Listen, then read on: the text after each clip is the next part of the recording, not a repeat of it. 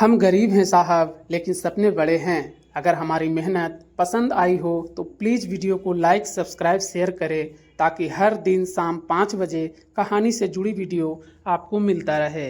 तो चलिए कहानी को शुरू करते हैं।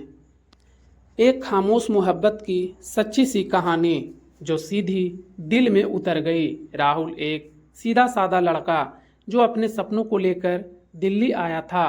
ना तो बहुत बोलने वाला, ना ही ज़्यादा दिखाने वाला, बस अपनी किताबों और सादगी में खोया रहने वाला।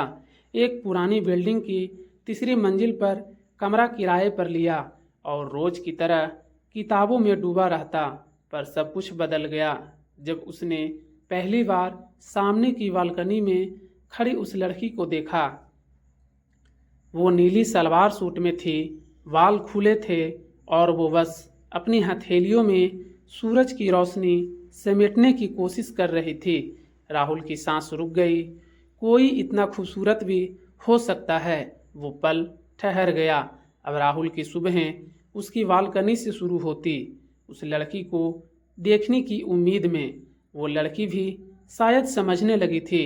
उसकी नज़रें कभी कभी मिलती, मुस्कान कभी कभी हल्की सी रुकती। कभी दोनों एक ही समय पर कपड़े सुखाते, कभी किताबों के पन्नों से झांकते हुए एक दूसरे को देखते। नाम तक नहीं पता था, फिर भी कुछ तो था। प्यार धीरे धीरे उग रहा था, बिना बोले, बिना स्पर्श किए, सिर्फ निगाहों और खामोशियों के बीच। एक दिन बारिश आई, बिजली चली गई। राहुल मोमबत्ती जलाकर बालकनी में बैठा था। वो लड़की भी उसी वक्त बाहर आई, हाथ में चाय का कप, बाल भीगे हुए, चेहरे पर वही मासूम मुस्कान।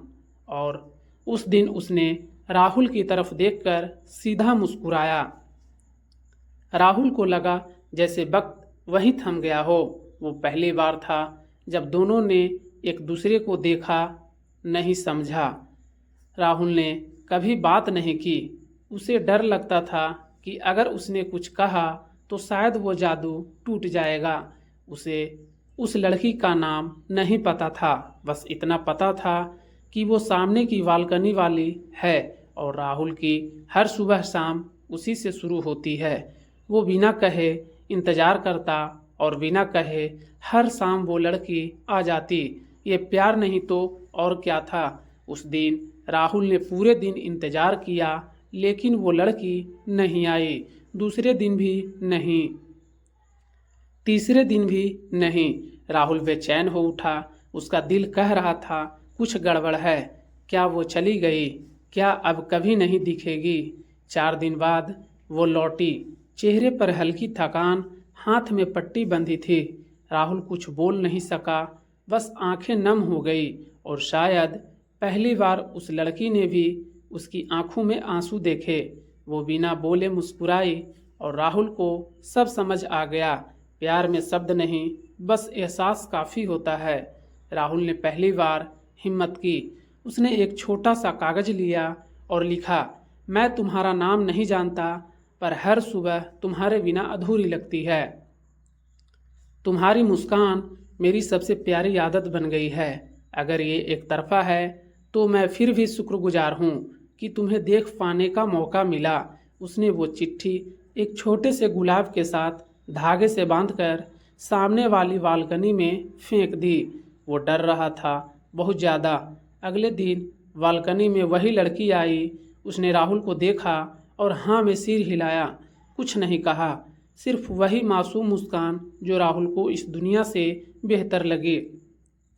उसके हाथ में वही गुलाब था और उसकी आंखों में जो चमक थी वो किसी भी जवाब से बड़ी थी। आज सालों बाद भी राहुल जब बालकनी में बैठता है तो उसकी बगल में वही लड़की बैठी होती है। अब उसका नाम भी जानता है, सिया। अब दोनों साथ रहते हैं, साथ चाय पीते हैं और साथ में तारों को गिनते हैं। पर कभी कभी राहुल आज भी मुस्कुराता है, उस दिन को याद करके जब उसने बिना कुछ कहे सब कुछ पा लिया था। इस कहानी का निष्कर्ष है, कुछ कहानियाँ चिल्लाकर नहीं, चुपचाप लिखी जाती है और सबसे सच्चा प्यार वही होता है जो बिना बोले समझ लिया जाए। तो चलिए कहानी को अंत करते हैं।